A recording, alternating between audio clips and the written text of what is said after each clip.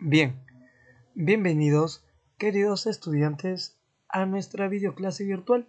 El día de hoy vamos a continuar aprendiendo otro tema de historia.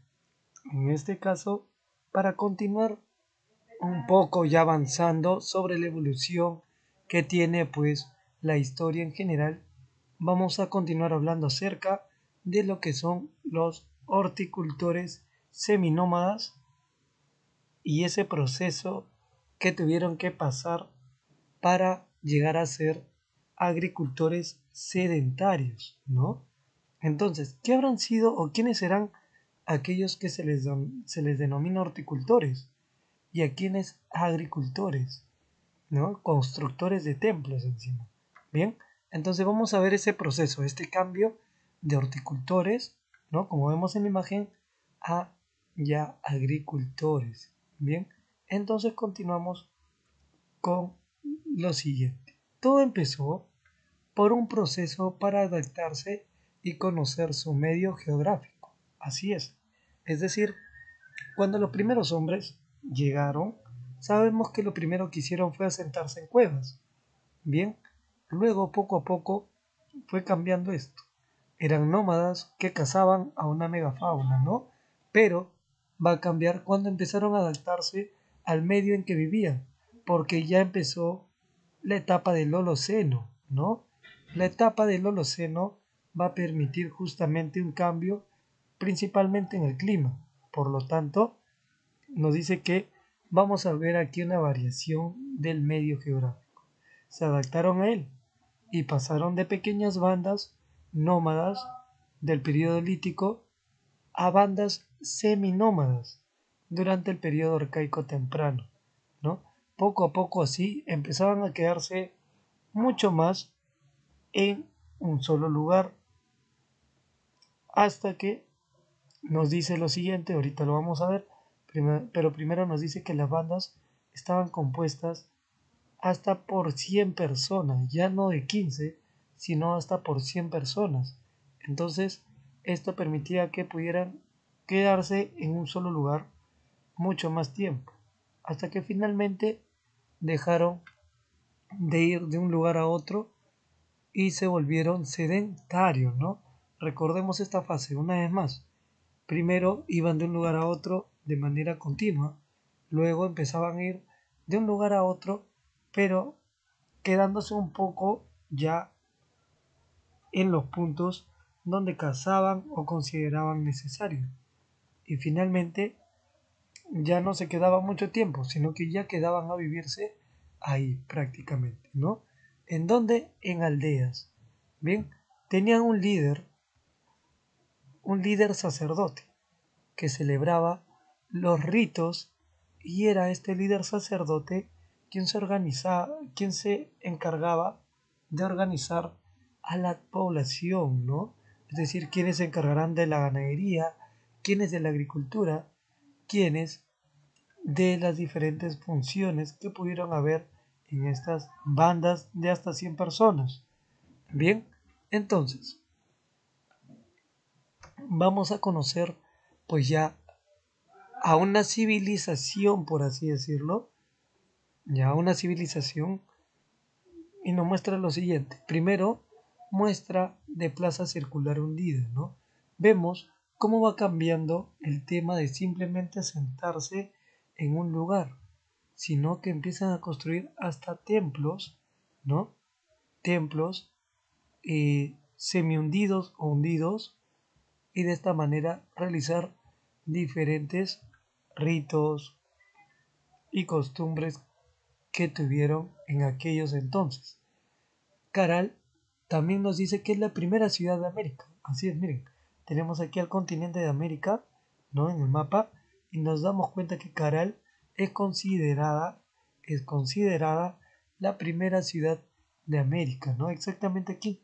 Miren, en el año 2900 antes de Cristo, justo después de Egipto y Mesopotamia, ¿no?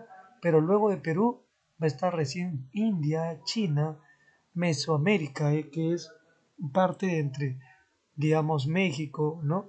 Pero, ¿por qué a pesar de que nosotros hemos iniciado a poblarnos antes de la India, antes del propio China, porque, eh, digamos, nosotros no somos más desarrollados que la India o que China, o que el propio China, ¿no? ¿Por qué? ¿Qué variará? Pues es lo que debemos nosotros analizar, ¿no? Reflexionar. Bien, porque sí. ¿Por qué menciono esto? Porque, por ejemplo, Europa se considera el continente antiguo, ¿no? El continente más antiguo. Por lo tanto, hoy en día puede ser eso causa de que esté más desarrollado porque tiene más años de ser poblado, ¿no?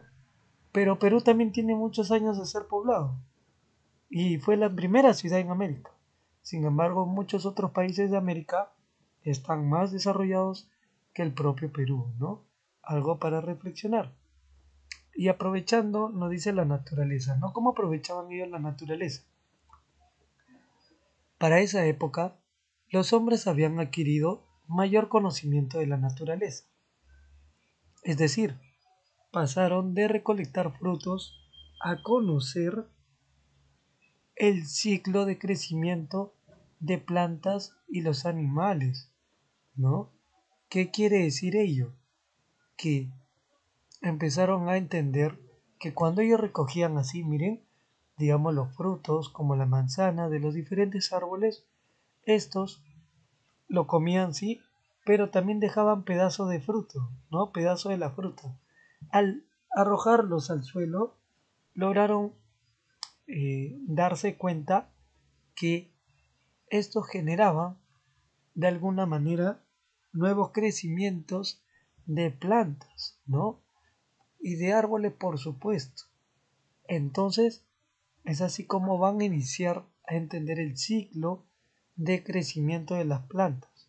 Nace, se reproduce o hace crecer sus alimentos y muere, ¿no? Así es.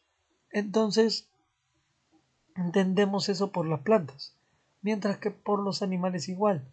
Habían animales que nacían, crecían, se reproducían y luego morían. Bien, de esta manera podemos decir que finalmente esto lo llevó a desarrollar lo que hoy en día conocemos como la agricultura. Miren aquí, por ejemplo, ¿no? La agricultura con estas herramientas que tenían una especie de hoz, como una hoz, ¿no? ¿Para qué? Para que de esta forma pudieran arar la tierra, es decir, poder hacer estas rayas y en esas rayas o hundimientos poder colocar las semillas, ¿no? Y bueno, la ganadería, ya entendemos cómo empezaron a pastorear y sobre todo a cómo seleccionar algunos que otros animales de ese entonces. Bien, ahora, continuando, vamos a ver que este periodo o a este periodo se le conoce como el arcaico tardío o superior. Arcaico tardío o superior. Entonces, vamos a recordar que el periodo arcaico se divide en arcaico temprano o inicial y arcaico tardío superior. La semana pasada ya hemos observado arcaico temprano o inicial. Además, les subí aquí una imagen de captura sobre lo que vimos la semana anterior o la clase anterior, mejor dicho, ya la clase anterior. Pero esta clase vamos a ver otro tema. Bien, entonces ahora vamos a ver al arcaico tardío o superior. Ya vimos que en el temprano o inicial, pues empezaban recién los primeros hombres a asentarse en cuevas, a cazar una megafauna, que la megafauna son animales grandes y andaban en bandas de aproximadamente 15 personas, ¿no? Bien, ahora pasamos a lo siguiente. Pasamos a lo siguiente. A ver, ya, aquí. Entonces, el periodo arcaico superior o de los agricultores, así es, se le considera periodo arcaico superior o de los agricultores. Aquí tenemos algunas características. Primero, nos dice que ya corresponde este periodo arcaico superior al periodo glacial denominado Holoceno. ¿Ya? Aquí pues nos habla de la variación del clima, que el medio geográfico adquirió las características que presenta el Perú actualmente. ¿Qué quiere decir?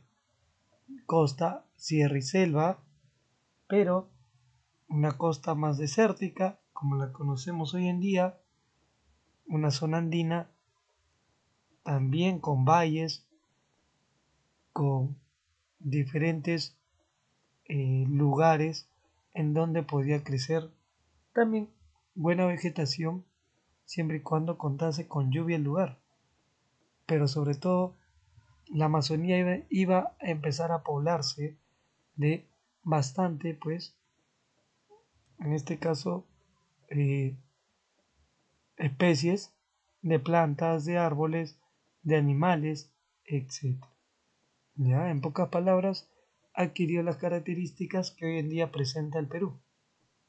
Ahora, los grandes animales de la megafauna se extinguieron por completo. Aquí en esta etapa del Holoceno nos menciona que se extinguieron por completo la megafauna. Y bien, los animales pequeños y medianos como camélidos, taruca, venado, cuy, se convirtieron en el alimento de ese entonces. Ahora, nos dice que también se volvieron productores de sus alimentos, es decir, la agricultura y la ganadería. Bien, entonces creo que hasta aquí hemos podido entender que el arcaico superior inicia en el Holoceno, presenta las características geográficas similares a los de hoy en día, ya no había megafauna, aprendieron sobre agricultura y ganadería. Bien, entonces pasamos a lo siguiente, retos más importantes. Este periodo nos dice que tenemos lo siguiente, ¿no? Aquí tenemos que, a ver, ya, aquí tenemos que sellaron los restos más importantes, se hallaron en viajes y mates pirograbados, es decir, en calabazas, y se encontraron tejidos con algodón entrelazado y con diseño de animales. ¿En dónde fue esto? Fue en la Huaca Prieta, en la Libertad, ¿no? Ubicado en la Libertad. Así es, Huaca Prieta. ¿Ya? Ahí, una vez más repito, se hallaron viajes y mates pirograbados, como calabazas, y se encontraron tejidos con algodón entrelazado y con diseño de animales. Ahora, Kotosh nos dice que también es un templo que representa pues las manos cruzadas, ¿no? Su importancia de Kotosh radica o se centra en que representa el templo y la escultura más antigua del Perú. Así es, más antigua. Y Caral es la construcción compuesta por templos, anfiteatros, plazas y otros. Considerada la ciudad más antigua del Perú.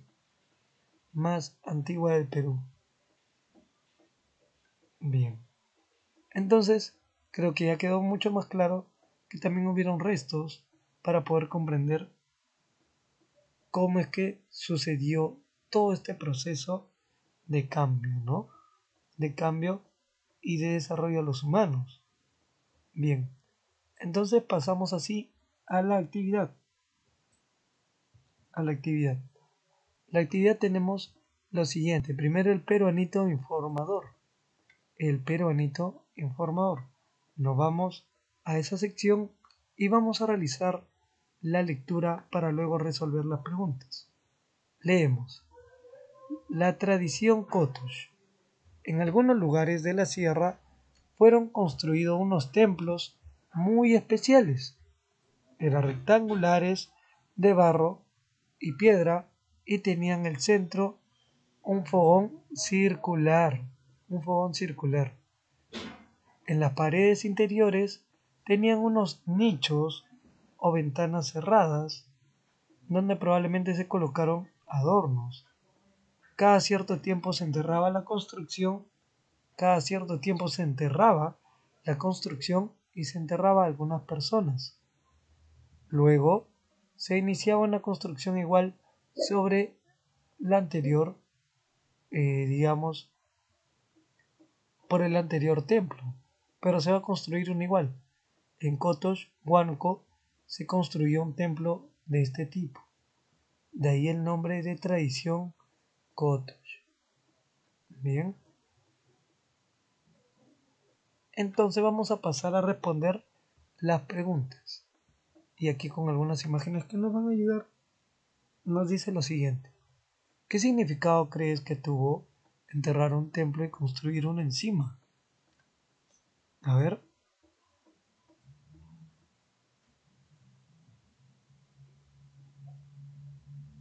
A ver, ¿qué significado crees que tuvo enterrar un templo y construir uno encima? Pues podemos deducir que construir uno nuevo y renovar el templo, ¿no? Construir un nuevo y renovado templo, porque de esta manera se podía justificar por qué enterraban un pueblo, o mejor dicho, un templo, y construían casi el mismo templo encima, ¿no? Era para construir uno nuevo y renovarlo. 2. ¿Dónde se encuentra el templo de las manos cruzadas? Así es, muy bien. ¿Dónde? Está ubicado en Kotosh, Huánuco. ¿Y qué diferencia? La número 3, ojo, número 3. ¿Qué diferencias encuentras entre los templos del pasado y los de hoy en día? Bien, ahora, está ubicado en Kotosh, Huánuco, ¿no? En Huánuco. 3. ¿Qué diferencias encuentras entre los templos del pasado y los de hoy en día? Primero, pues el material. Segundo, los diseños. Y tercero, los tamaños. Bien, los tamaños también. Ahora, esto es porque los europeos o los españoles trajeron su visión acerca de cómo querían poblar América. Ahora, ¿cuáles eran las características de los templos en la sierra? Así es, sus características eran grandes y muchos de estilo europeo. De estilo europeo. Bien, esas son las características de los templos en la sierra. Grandes y de mucho estilo europeo, ¿no? Bien, ahora, quinto, en este caso vamos a culminar prácticamente aquí. Vamos a recordar que pasaron de qué? De horticultores a agricultores, ¿no? Cuando conocieron la agricultura, recuerden que ya podían asentarse ellos, ¿no? Mientras tanto, debían pues ir de un lado a otro. Y una vez asentados es porque ya practicaban la agricultura y la ganadería. Entonces, todo pasó muy rápido, ¿sí? Pero creo que se logró entender muy bien. Entonces nos vemos en la próxima videoclase para poder seguir hablando de un tema más de historia. Hasta luego. Chau, chau. Nos vemos. Bien.